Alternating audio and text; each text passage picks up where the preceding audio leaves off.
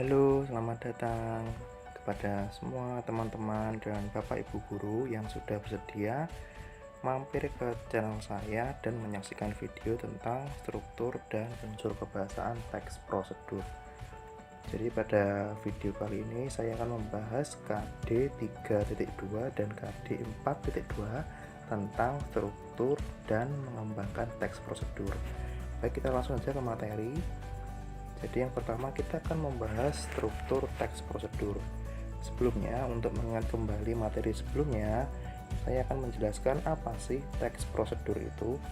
Teks prosedur itu adalah teks yang menunjukkan dan menjelaskan sebuah proses dalam membuat atau mengoperasikan sesuatu yang dikerjakan melalui langkah-langkah sistematis atau teratur. Jadi teks prosedur itu berisi langkah-langkah yang urut dan menjelaskan sesuatu agar teman-teman bisa mengikuti arahan dari langkah-langkah tersebut. Nah, kita langsung bahas strukturnya ya. Jadi struktur teks prosedur ada 3. Yang pertama adalah pernyataan umum atau tujuan. Itu berisi pengantar suatu proses atau produk yang akan dibuat.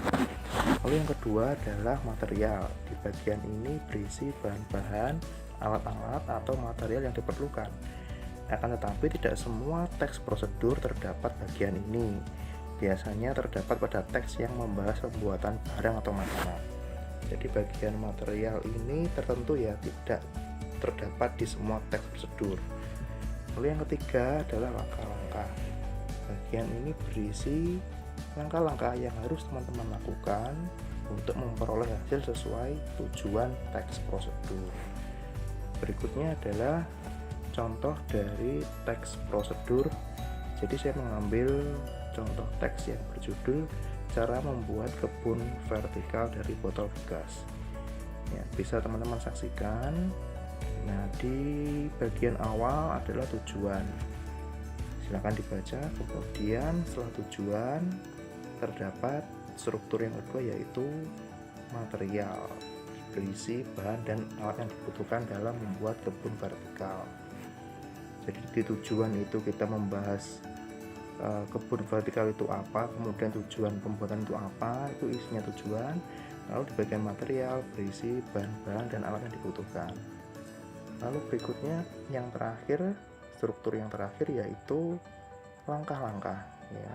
Jadi langkah-langkah dalam membuat kebun vertikal dari botol bekas. Ngomong-ngomong, apa sih kebun vertikal itu? Kebun vertikal seperti yang digambar ini ya, jadi tanaman yang ditanam di media botol bekas.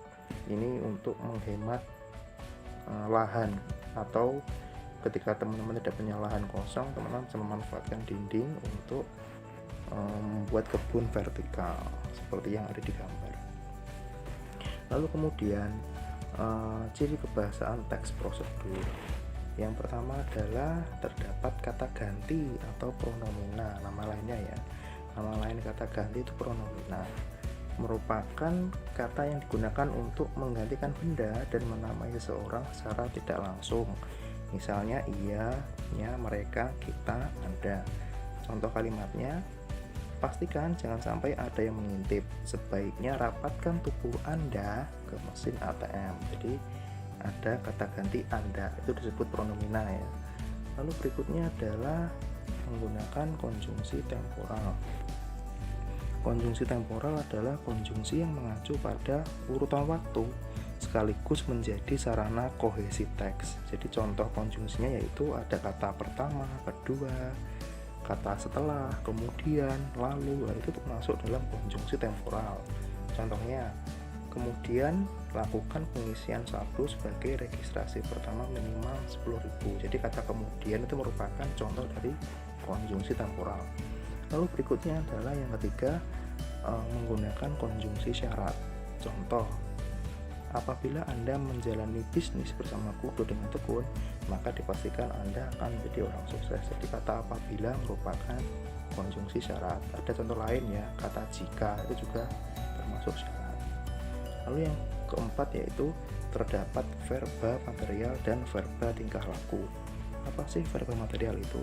Verba material adalah kata kerja berimbuhan yang mengacu pada tindakan fisik ataupun perbuatan yang dilakukan oleh partisipan, seperti memukul, melihat, mengendarai, menebang. Nah, kata-kata itu kan dapat terlihat oleh indera dan dapat divisualkan. Seperti memukul kan ada kejadiannya, ada perbuatannya.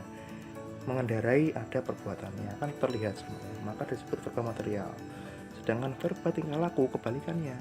Verba tingkah laku adalah verba yang mengacu pada tindakan yang dilakukan dengan ungkapan saja, tapi sulit untuk dibuktikan atau dilihat karena hanya ungkapan, sebatas ungkapan. Seperti kata menolak, menerima, memahami, itu kan hanya diucapkan, tapi ketika dipraktekkan dalam perbuatan kan susah, hingga termasuk verba tingkah laku.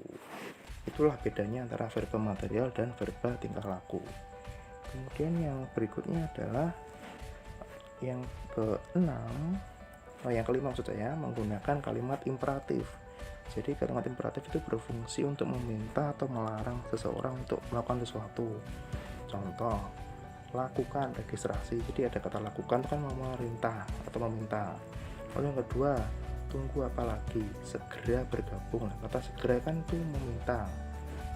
Lalu ada kata jangan, contoh lainnya itu kan melarang, itu juga termasuk imperatif, kata jangan. Kemudian yang keenam, menggunakan kalimat deklaratif dan interrogatif. Kalimat deklaratif merupakan kalimat yang berisi pernyataan. Ya, nama lainnya adalah kalimat berita ya, kalimat deklaratif itu berisi pernyataan yang tujuannya untuk memberikan informasi dan diakhiri tanda titik ya kalau deklaratif. Banyak keuntungan dan komisi yang akan Anda dapatkan, itu contohnya. Lalu kalimat interrogatif adalah kalimat yang berisi pertanyaan, jadi pasti diakhiri dengan tanda tanya.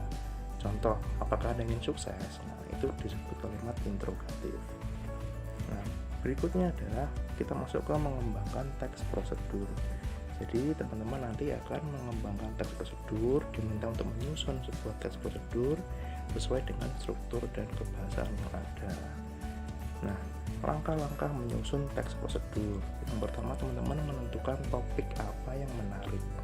Ya, kalau bisa topik yang kekinian ya, sehingga pembaca tertarik untuk mengikuti langkah-langkah yang teman-teman kerjakan. Lalu yang kedua, setelah menentukan topik, teman-teman menyusun kerangka teks. Itu sesuai dengan strukturnya. Ya, ini tujuan dan langkah-langkah. Misalnya cara membuat rawan yang lega, tujuannya apa dan langkah-langkahnya seperti apa. Lalu yang terakhir, dari menyusun kerangka, dari kerangka itu kemudian yang ketiga, teman-teman mengembangkan kerangka itu agar menjadi sebuah teks prosedur yang utuh. Nah, berikut merupakan ketiga langkah-langkah, mulai dari menentukan topik, menyusun kerangka, dan mengembangkan kerangka. Nah, terima kasih, selamat belajar. Jadi itu tadi merupakan materi tentang KD 3.2 dan 4.2. Semoga teman-teman bisa memahami. Terima kasih sudah menyaksikan sampai akhir. Mohon maaf pada kesalahan. Assalamualaikum warahmatullahi wabarakatuh.